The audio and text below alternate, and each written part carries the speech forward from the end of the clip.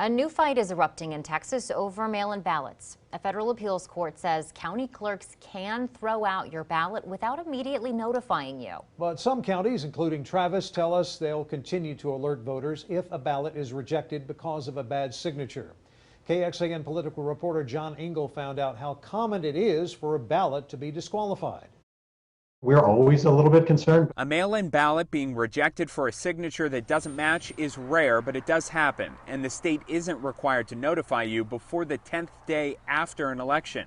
Court documents say a combined 5,000 mail-in ballots were rejected in Texas in 2016 and 2018, while 700,000 mail-in ballots were counted in those elections. Realistically, what will happen is the Fifth Circuit will return to this sometime later when it's not hurried, lay out perhaps more detail about what's inbounds and what's not inbounds, and we'll be armed with that for the next election. Hays County has rejected 10 of nearly 8,000 mail-in ballots so far. In Harris County, voters with an issue with their signed ballot are notified and allowed to fix it.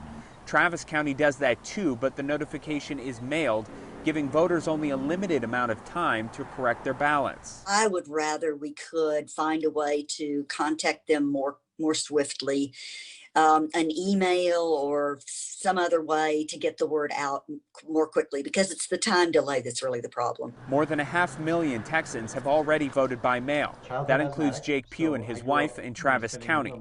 Now they're left hoping for the best. We took every step that we could take, and then at this point, if it's not going to happen, then I'm assuming it will not be just to us, and there will be many lawsuits to follow. John Engel, KXAN News. The Travis County clerk says people voting by mail should check the status of their ballot online and call if they have any questions.